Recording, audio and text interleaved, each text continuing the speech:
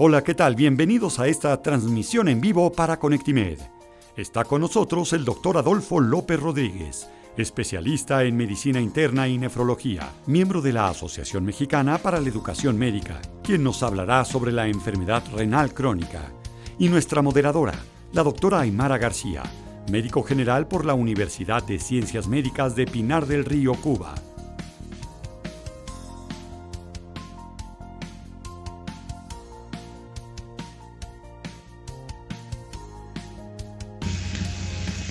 Buenas tardes, doctor Adolfo López. Gracias por acompañarnos a nuestra sección de video en vivo de Conectimed.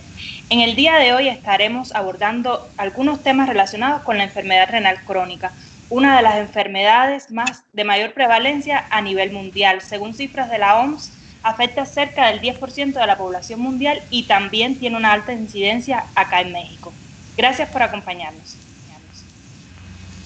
Muchas gracias a ustedes, Aymara, por la invitación y la oportunidad que me han dado para, de alguna manera, explayarme, dar a conocer la enfermedad que tanto aqueja a todo el mundo, ¿no? y a todas las poblaciones. Quisiera comenzar, de modo general, que usted nos pudiera definir la enfermedad renal crónica. Bueno, la enfermedad crónica se define como la persistencia de un daño en el riñón por más de 3 meses, en donde los riñones, por supuesto, para recordar que tenemos 2 riñones a cada lado de la columna y que cada uno mide más o menos 12 centímetros por 6 centímetros por 3 centímetros de profundidad, y esto se ve reflejado, por supuesto, cuando realizamos el ultrasonido, que es una de las maneras de diagnosticar la enfermedad, acompañada de un filtrado glomerular menor a 30 mililitros por minuto. Podemos así definirlo de una manera general. Por supuesto, ya habrá alguna pregunta seguramente más adelante en donde cuáles son los métodos para realizar el diagnóstico y la facilidad que hay hoy día para llegar a ellos. Doctor, y además de la tasa del filtrado glomerular, ¿qué otros parámetros, ya sean de imagen o de laboratorio, debemos tener en cuenta para hacer este diagnóstico? Bueno, fundamentalmente la química sanguínea de 5 elementos es fundamental aquí. Un simple examen de orina que se puede hacer incluso a la cabecera del enfermo o en el consultorio, una tirilla reactiva, con eso podemos tener información bastante importante, una biometría hemática y, por supuesto, como yo te decía anteriormente, el ultrasonido renal, que nos da una información muy valiosa, sobre todo en cuanto se refiere a tamaño y estructura. Y si hacemos los ultrasonidos Doppler, como lo hacemos casi a diario nosotros, precisamente también nos ayuda como una herramienta fundamental para hacer un diagnóstico de certeza en la enfermedad renal crónica. ¿Nos pudiera decir a qué se debe de modo general la alta prevalencia de enfermedad renal crónica en México? Bueno, hay factores que se han mencionado por mucho tiempo y que sí tiene que ver mucho, y es el factor principal, el sobrepeso u obesidad que tiene la mayoría de nuestra población aquí en México. Igualmente, también la gran incidencia que hay, por tanto, de aquellos pacientes que sufren de diabetes, calculándolo más o menos la prevalencia de unos 13 millones de habitantes que son diabéticos, y que algunos y otros que por tanto que no lo saben, por supuesto. Y también, por supuesto, aunado a ello, la hipertensión arterial. Muchas gracias. Doctor, precisamente sobre la diabetes mellitus, ¿nos pudiera usted dar algunos elementos de la fisiopatología para entender por qué la diabetes mellitus puede provocar enfermedad renal? Sí, claro que sí. Mira, existe un fenómeno que se llama hiperfiltración. Y hay varias etapas en la enfermedad renal diabética, como se denomina la enfermedad hoy día, enfermedad renal crónica diabética. Y el paciente normalmente, cuando llega a la consulta de primer contacto, o médico familiar o médico general, puede llegar nada más con una simple proteinuria, por ejemplo, que se clasifica como mayor a 300 miligramos en 24 horas, o una relación albúmina-creatinina mayor a 30. Esa es por una parte. La otra parte es un fenómeno que se llama de hiperfiltración, que es cuando hay una proteinuria franca, mayor a 1 gramo. Ya eso es cuando generalmente los pacientes tienen más de 10 años de tener diagnóstico de diabetes y no te llame tanto la atención, que es la mayoría que vemos y que precisamente no debutan de esta manera. Hay muchos pacientes que no saben que son diabéticos y ya tienen problemas de hiperfiltración. Entonces, generalmente ese es el fenómeno. Y llama mucho la atención que, por ejemplo, cuando se le hacen estudios de estructura en el riñón, ya sea una tomografía o ultrasonido, los riñones de los pacientes diabéticos generalmente son mayores en cuanto a tamaño, pero esto es dado a que la unidad estructural del riñón, que es la nefrona, está aumentada de tamaño.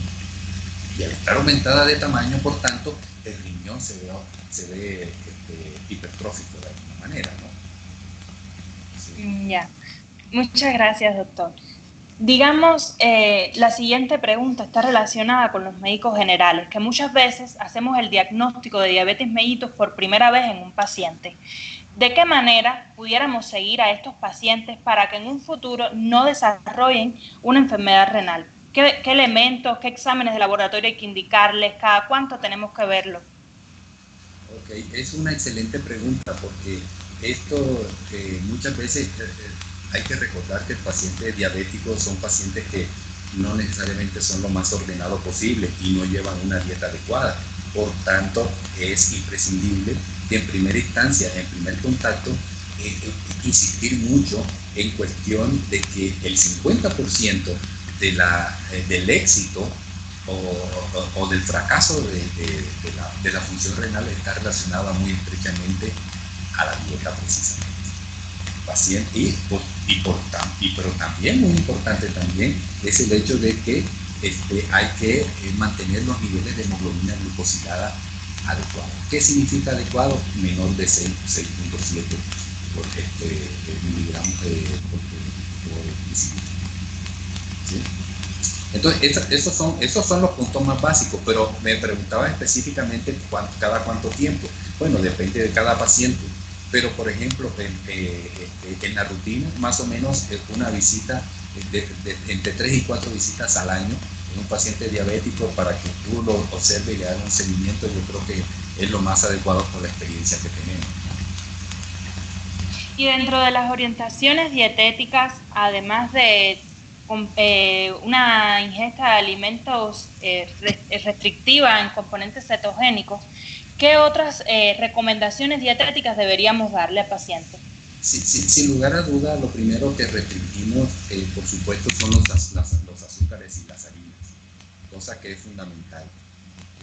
El otro dato no menos importante es disminuir el consumo de sal, porque el riñón definitivamente es sal dependiente. Entre más sal le ponga, hay mayor crecimiento de esos glomérulos y de la nefrona, por tanto. Y a largo plazo, por supuesto, al haber mayor presión intraglomerular, estos pacientes van a generarte hipertensión arterial a largo plazo. Por eso, lo que más le tememos los nefrólogos es a la conjunción de la diabetes y la hipertensión arterial, sobre todo al final de la enfermedad, ya cuando tienen una enfermedad renal crónica establecida. Y volviendo al tema, insistir mucho en la cuestión del consumo de verduras, ¿sí? Y son cosas que tenemos a veces a la mano, pero los pacientes no quieren hacer a veces uso de ellas porque están muy acostumbrados al dulce de alguna manera y al consumo de harina, que son el problema número 1 en el control precisamente de la enfermedad crónica diabética. Debemos hacer insistencia sobre la disminución de carnes, la disminución de proteínas en la dieta. Bueno, esta pregunta que me hace tiene dos vertientes. ¿En qué momento de la enfermedad renal estamos hablando, no? Para recordar, y valga la pena en este momento hablar de esto, recordemos que hay 5 estadios de la enfermedad renal, o etapas, de etapa 1 a la etapa 5. teniendo también en cuenta que la etapa 3 tiene dos vertientes, la etapa 3A y la etapa 3B. Ese por una parte, y por la otra, qué tanta proteína te está tirando el paciente. Si no es una proteinuria nefrótica, que quiere decir menos de 1 gramo, entonces tú lo que hacemos nosotros es restringir un poco menos a las proteínas. Pero ya cuando en los estadios más avanzados, que son 3B, 3, 4 y 5, ahí sí tenemos que hacer restricción de proteínas de origen animal, específicamente las carnes rojas. Entonces nos vamos a la otra parte, es, bueno, entonces qué tipo de proteína consumimos. Entonces hay dos aspectos también muy importantes: las carnes blancas, como son el pollo, el pescado o el pavo, y las famosas dietas veganas, que hoy en día están muy en boga para pacientes renales, que son lo que anteriormente se conocía, es una combinación de las dietas mediterráneas también, como en algún momento se le denominó, ¿sí? Y con muy buenos resultados. La verdad es que se logra retrasar la progresión del daño renal por mucho tiempo y muchos años. Sí, lo que me imagino que será mucho más difícil lograr que el paciente incorpore esta forma de alimentación ya de base, ¿no? Sí, porque básicamente es de mucha educación, de mucho hablar con el paciente, dialogar con ellos, y que también el ámbito familiar colabore, porque tampoco se vale de que delante de un paciente diabético las personas estén comiendo lo que normalmente come todo el mundo, pero a ellos le hace la restricción. Entonces yo creo que es muy importante solidarizarse de alguna manera en todo esto con el paciente, ¿no? Doctor, ¿de qué factores va a depender la progresión de la enfermedad renal? Que nos estaba diciendo que puede ir desde una etapa 1 hasta una etapa 5, desde los estadios más iniciales hasta los estadios finales, digamos. ¿En qué depende que un paciente transcurra por estas etapas? Bueno, básicamente, y como platicábamos en la pregunta anterior, básicamente en la dieta, si lleva o no la dieta. Y también el otro ingrediente no menos importante es con las herramientas que hoy día tenemos para evitar eso, que son algunos medicamentos que ya, algunos ya tienen mucho tiempo, otros son innovadores, sin lugar a dudas, y que los estamos utilizando como una herramienta muy valiosa para la nefroprotección, ¿sí? Para evitar que el paciente progrese incluso desde las etapas, estoy hablándote de la etapa número 2. Yo no sé si has tenido la oportunidad, y seguramente que sí, de tener a la mano estudios de laboratorio. Un paciente, por ejemplo, mayor de 60 años, sin tener aparentemente ninguna comorbilidad que sepamos en la historia clínica, ya por ejemplo puede tener una enfermedad renal crónica tipo 2 o estadio 2, y no lo saben. ¿Por qué? Porque son cosas que como no se siente, por tanto, el paciente dice, bueno, yo no tengo nada porque nada me duele, ¿no?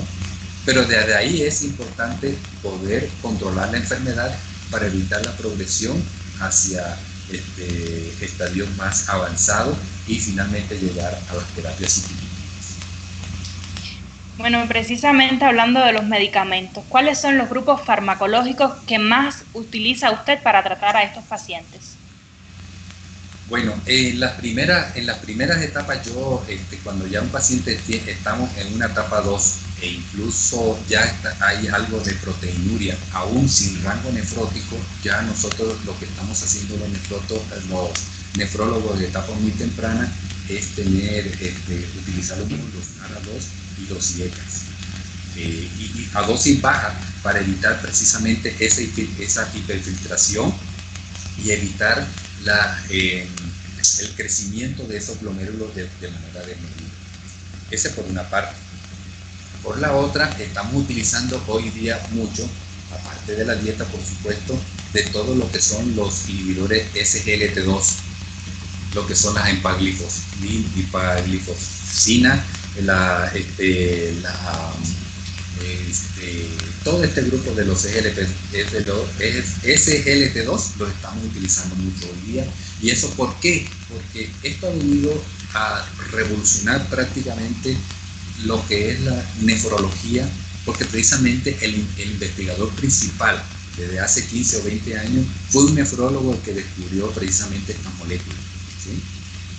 La SGLT2 que hoy utilizamos mucho hoy día.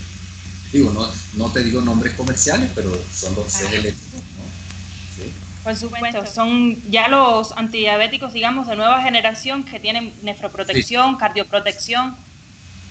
Sí, son, incluso ya tienen indicación en enfermedad renal crónica avanzada, cosa que no se le había aprobado hasta recientemente, te estoy hablando de hace una semana, ¿no? Entonces, Vale. lo que te estoy diciendo es novedoso, es una materia muy interesante que nosotros ya tenemos como estándar de oro para nosotros decir, ahora sí vamos a tratar mejor a los pacientes renales nuestros, porque sabemos cómo manejarlo, sabemos cómo utilizarlo y sabemos hasta dónde utilizarlo.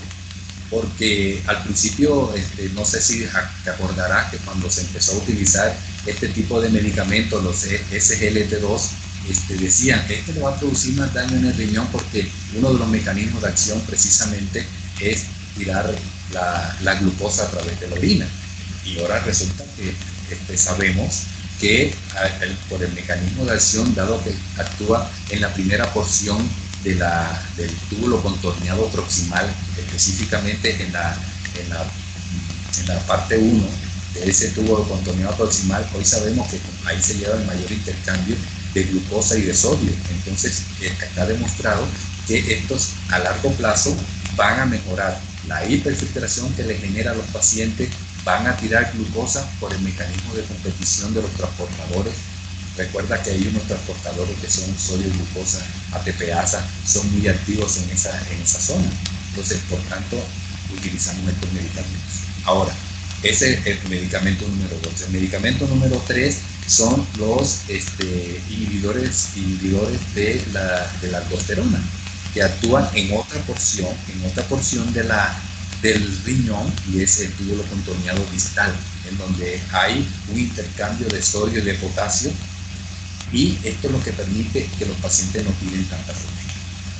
¿Sí? El cuarto medicamento del que estamos hablando es un medicamento milenario y que nosotros estamos utilizando hace mucho tiempo, que antes se reían de nosotros, muy simple y sencillamente el bicarbonato de sodio, por ejemplo. Bicarbonato de sodio lo estamos utilizando mucho porque también ha demostrado que en conjunto con los demás medicamentos nos sirve mucho para evitar las proteinurias. Recuerda que las proteinurias, específicamente la albuminuria, es de los principales marcadores que hay para establecer un daño renal crónico o no. ¿Sí? ¿Los diuréticos de asa se siguen utilizando? Muchísimo. Pero hay que saber en qué etapa lo utilizamos. Tanto los de asa como las hidroclorotiacidas. Tiacídicos. Sí, los tiacídicos. Esto ya para etapas... Sí, y por eso estoy pensando lo que te voy a decir, porque recuerda que las tiacidas se utilizan para la hipertensión arterial desde etapas muy tempranas. Pero nosotros los nefrólogos tenemos un pero ahí, porque estos medicamentos pueden producir mayor hiperglicemia, mayor hiperuricemia. Recuerda que la hiperuricemia también es un marcador importante. Entre más hiperuricemia, mayor daño renal, mayor fibrosis renal hay, y es de lo que debemos evitar, ¿no? Pero volviendo a la pregunta, los diuréticos y los diuréticos de asa básicamente lo utilizamos cuando ya el paciente tiene un edema muy marcado, ¿sí? Y lo utilizamos los nefrólogos a muy grandes dosis, estoy hablando hasta de 300 miligramos diarios, pero en periodos muy cortos. Generalmente no lo dejamos de manera crónica, tanto como para decirte, no, tómate una diaria para mantener un fluido. No lo utilizamos así. Lo utilizamos así ya cuando un paciente, por ejemplo, está con diálisis peritoneal, que esa es otra parte de la historia. Pero nosotros los nefrólogos utilizamos los diuréticos de asa exclusivamente cuando ya el paciente tiene edema. Gracias, doctor. ¿Cuándo, ya que habló de la diálisis, ¿no? ¿Cuándo un paciente requiere de tratamiento dialítico? Bien. Requiere, sin lugar a duda, de la diálisis cuando llegamos a la etapa o el estadio número 5. Pero nosotros desde el estadio número 4 ya debemos preparar al paciente para saber que en algún momento determinado vamos a llegar a la etapa número 5. Entonces, lo que hacemos es, si el paciente ya sabemos que va a ir, por ejemplo, a hemodiálisis, lo primero que hacemos es crear un acceso vascular, que es lo que se denomina como fístula arteriovenosa, por ejemplo.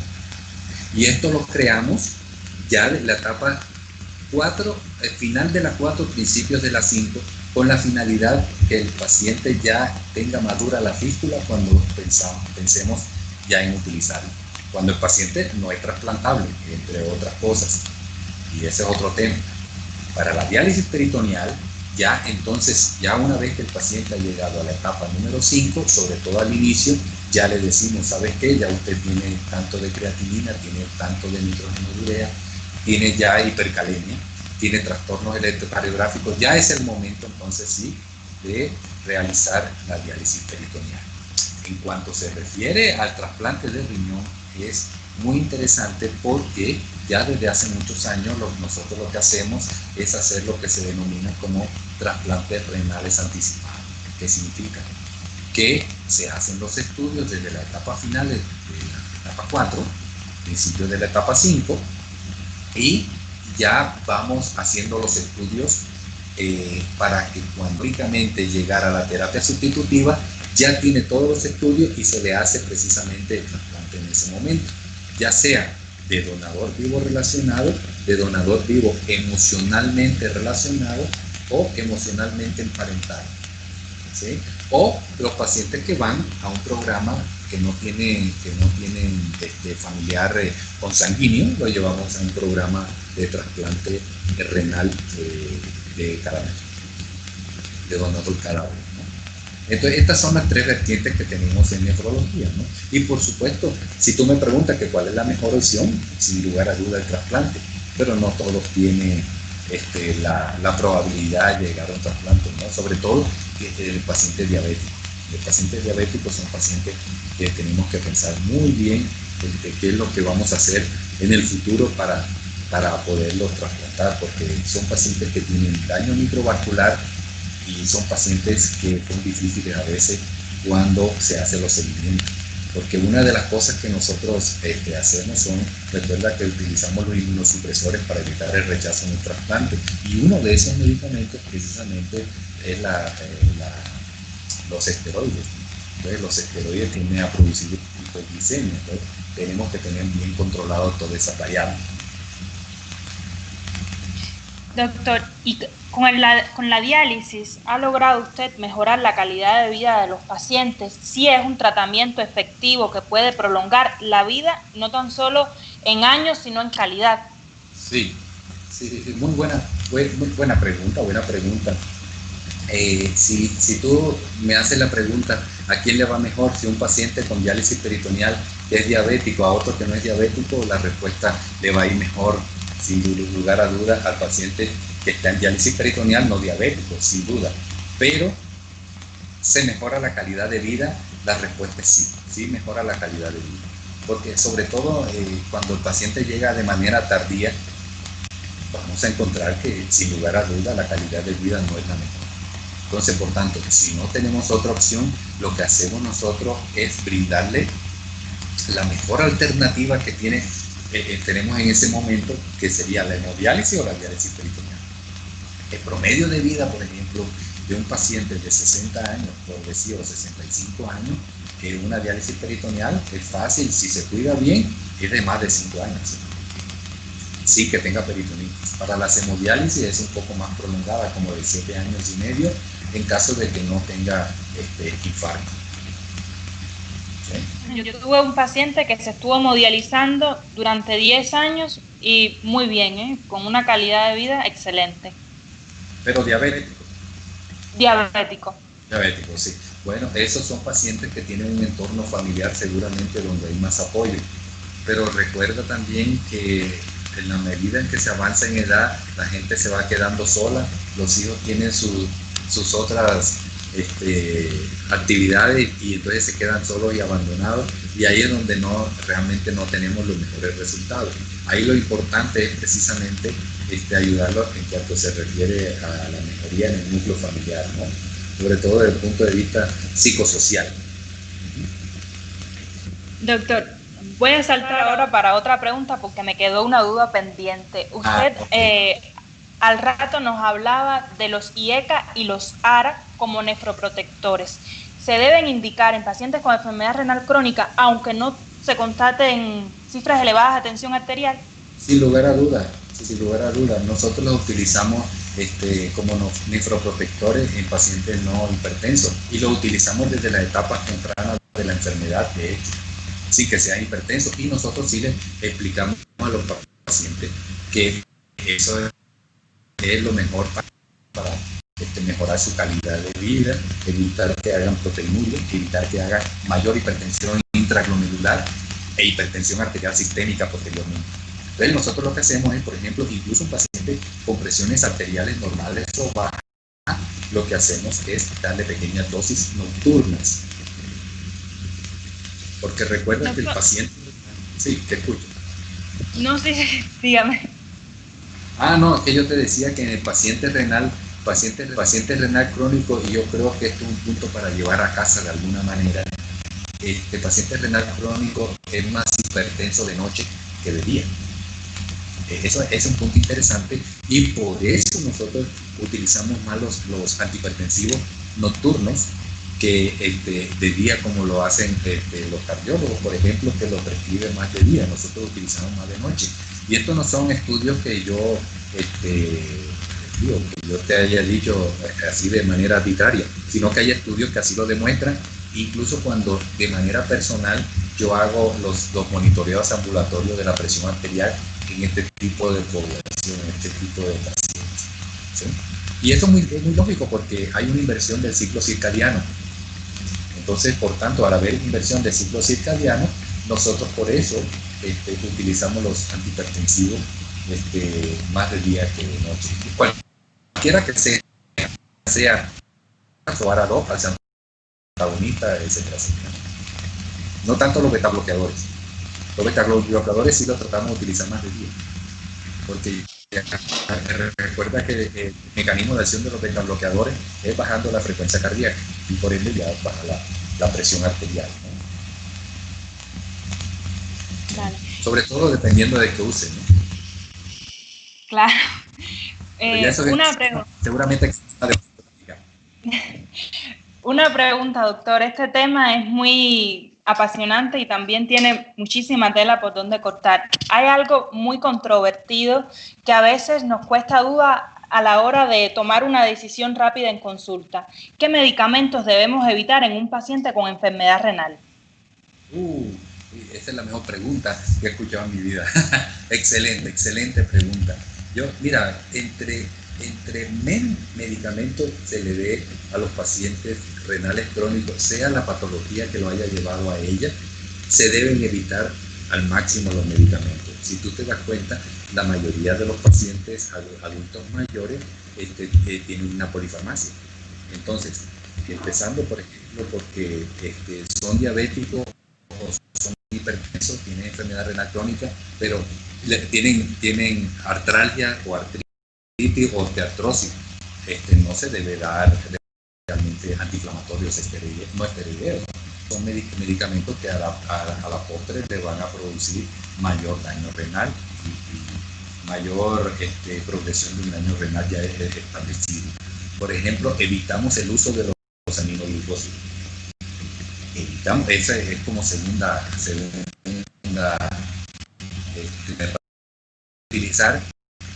no utilizar más bien los materiales de contraste para los estudios que así lo requieran, por ejemplo, las tomografías.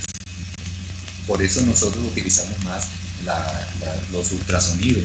Y las resonancias magnéticas también tienen uno que tienen un cuidado porque anteriormente se consideraba que, por ejemplo, el gadolino no producía daño renal. Hoy día sabemos, desde hace mucho tiempo, que tiene que uno tener mucho cuidado en el manejo de la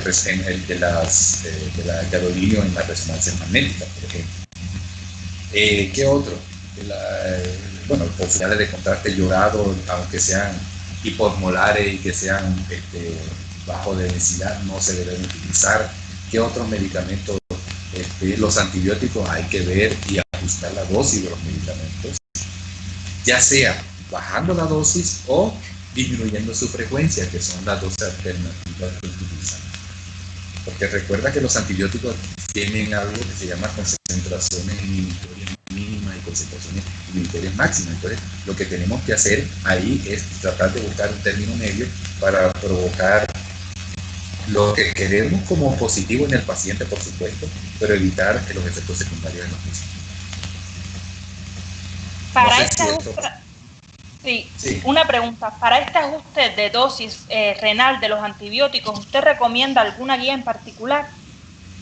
Bueno, hay unas guías que son las guías de Filadelfia, que nos apoyamos bastante, que son unos libritos pequeños en donde están incluso las concentraciones de cada uno de los medicamentos. No tienen que saber, pero se consiguen en cualquier librería médica, son unos de bolsillo prácticamente, y te dicen, se me ocurre, una cefalosporina de tercera o cuarta generación, tú lo buscas ahí y ahí lo encuentras fácilmente y sabes a qué dosis darlo, etcétera, etcétera. ¿Y cuánto es el periodo que se ha aconsejado para administrarlo, por ejemplo? O sea, no necesariamente te lo tienes que aprender de memoria, ¿sí? Claro. Ya porque uno ya lo lleva más en la mente y juega con las dosis, ¿no? Pero si tú como me estás preguntando esa dosis específica, me estás preguntando de la dosis específica, ahí la puedes encontrar fácilmente, ¿no? Pero, y por supuesto, eso sí es muy importante saber calcular el filtrado glomerular, cosa que tú la puedes bajar en una app en cualquier teléfono y ahí haces el cálculo. Y en base a eso, entonces le das la dosis del medicamento adecuado, ¿no? Muchísimas gracias, doctor. Una última pregunta antes de finalizar. ¿Cree usted importante que los médicos generales realicen un tamizaje activo de la población en riesgo de sus comunidades? Sin lugar a dudas, sí se debe hacer, pero también es importante instruirlos, enseñarles a qué deben hacer, qué deben buscar y cómo tomar las muestras.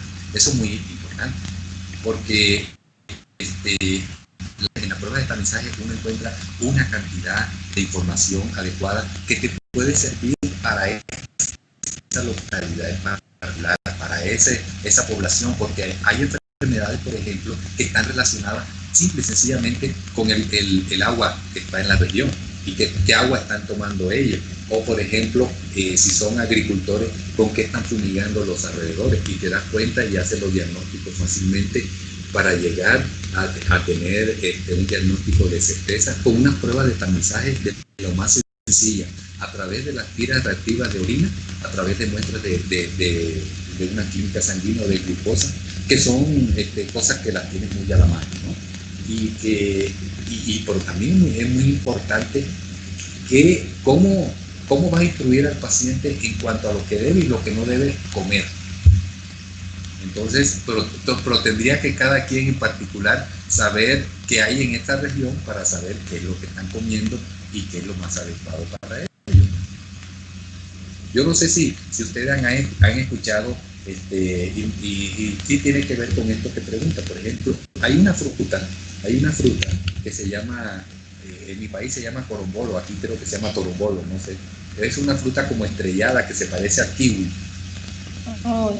Ajá. Esta fruta es muy peligrosa porque en algunos pacientes que están deshidratados y consumen este tipo de fruta en las ensaladas, por ejemplo, que parece muy inocuo, puede producir insuficiencia renal aguda, por ejemplo.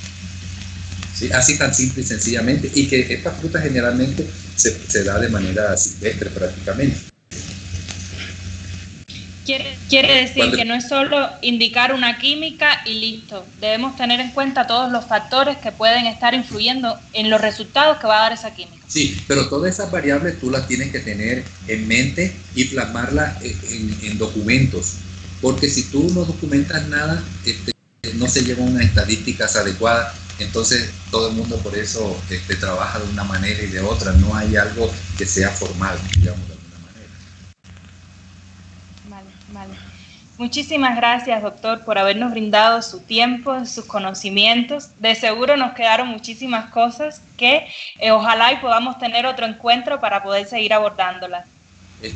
A ustedes muchas gracias por la invitación y las preguntas estuvieron muy ad hoc para la oportunidad que tuvimos de platicar contigo, y espero ser invitado en el futuro para el tema que ustedes quieran. Hay también un tema muy interesante por ahí, que es el tema de la hipertensión arterial. ¿Quién debe manejar la hipertensión arterial? Eso yo creo que son cosas muy, muy importantes, ¿no? Y que atañen mucho al nefrólogo. Y por ejemplo, un tema muy interesante es de la obesidad y riñón. Interesantísimo. Sí, cada día ya el síndrome metabólico va cobrando más fuerza y nadie sabe quién se va a adueñar de él. Así es. Yo creo que hay que repartir pastel nada más y ya. Sí, muchas gracias. A usted, gracias. Agradecemos al doctor Adolfo López Rodríguez por su valiosa participación y por compartirnos sus conocimientos. Igualmente a la doctora Aymara García como moderadora en esta entrevista. También agradecemos a los profesionales de la salud por acompañarnos y los esperamos en la próxima transmisión de Conectimed en vivo.